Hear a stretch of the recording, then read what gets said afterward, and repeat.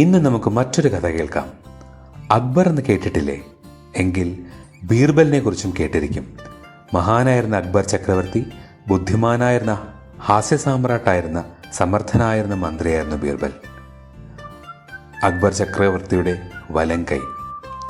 ബീർബലിനെ കുറിച്ച് അറിയാം. ബീർബലിന്റെ ശരിയായ പേര് മഹേഷ് ദാസ് എന്നായിരുന്നു. പിന്നീട് തിക്കാവൻപൂർ എന്നറിയപ്പെട്ട ത്രിവിക്രംപൂർ എന്ന സ്ഥലത്താണ് അദ്ദേഹം ജനിച്ചത്. യമുനാ നദി തീരത്തുള്ള ഈ കൊച്ചു ഗ്രാമത്തിലെ ഒരു പാവപ്പെട്ട ബ്രാഹ്മണ കുടുംബത്തിലെ അംഗമായി ജനിച്ച ബീർബൽ തൻ്റെ അസാമാന്യമായ ബുദ്ധിസാമർഥ്യവും നിരീക്ഷണ പാഠവും കൊണ്ട് മഹാനായ അക്ബർ ചക്രവർത്തിയുടെ ദർബാറിലെ മഹാനായ മന്ത്രി എന്ന സ്ഥാനം വരെ ഉയർന്നു. ഒന്നാം തരം കവിയുമായിരുന്നു ബീർബൽ. ബ്രഹ്മ എന്ന തൂലികാ നാമത്തിൽ അദ്ദേഹം അനവധി കവിതകൾ എഴുതിയിട്ടുണ്ട്. ഇന്ന് നമുക്ക് ബീർബൽ ഉടലോടെ സ്വർഗത്തിൽ പോയൊരു കഥ കേൾക്കാം. അക്ബർ ചക്രവർത്തിക്ക് ബീർബലിനോടുള്ള അടുപ്പവും ബീർബലിൻ്റെ പ്രശസ്തിയും വർദ്ധിച്ചുകൊണ്ടിരുന്നു. ഒപ്പം ശത്രുക്കളുടെ അസൂയയും. കള്ളന്മാർ പുതിയ പരിപാടിയുമായി രംഗത്ത് വന്നു. ഇത്തവണ കൂട്ടിന് പിടിച്ചത് ചക്രവർത്തിയുടെ ക്ഷുരകനെ.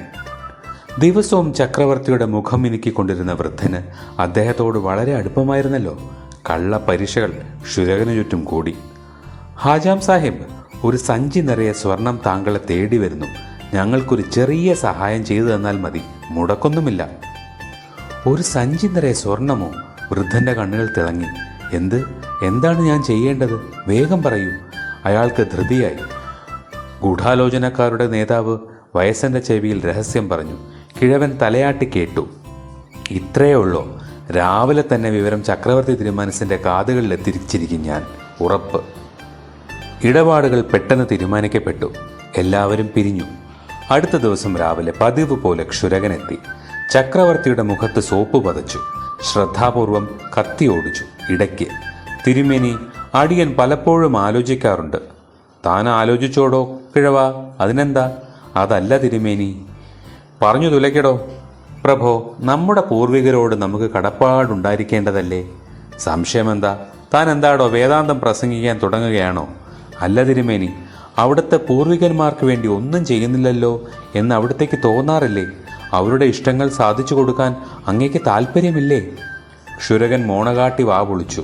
ചക്രവർത്തി ചോദിച്ചു, പക്ഷെ അവരെല്ലാം മരിച്ചു സ്വർഗത്തിൽ പോയിരിക്കുകയല്ലേ? എന്താണ് ഇഷ്ടമെന്ന് നമുക്കെങ്ങനെ അറിയാൻ കഴിയും?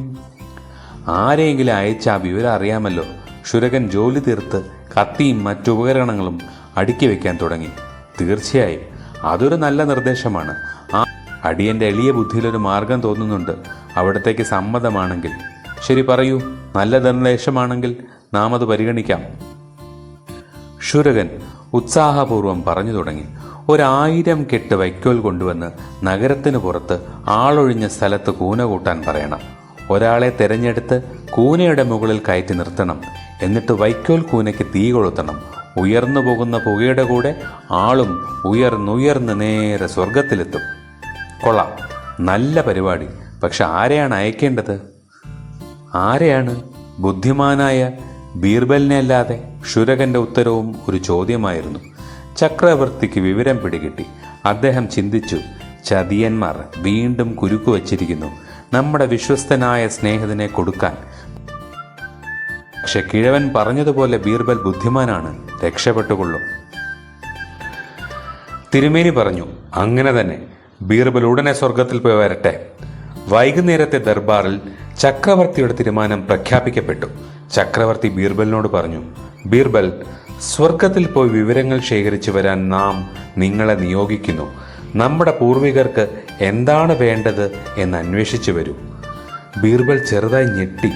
പെട്ടെന്ന് സമനില വീണ്ടെടുത്തു. ഇതൊരു വിചിത്രമായ നിർദ്ദേശമാണല്ലോ തിരുമേനി.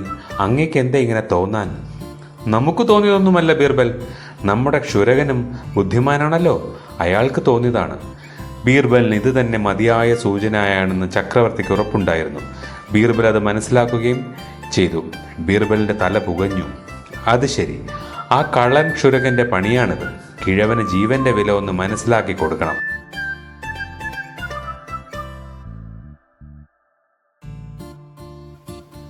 ഇത്രയും വലിയ പ്രതിസന്ധി അക്ബർ ചക്രവർത്തിയും ക്ഷുരകനും കൂടി ഉണ്ടാക്കി കൊടുത്തപ്പോൾ ബുദ്ധിമാനായ ബീർബൽ അതിനെങ്ങനെ തരണം ചെയ്ത് കാണുമെന്ന് നമുക്ക് കേൾക്കണ്ടേ? അടുത്ത ഭാഗം.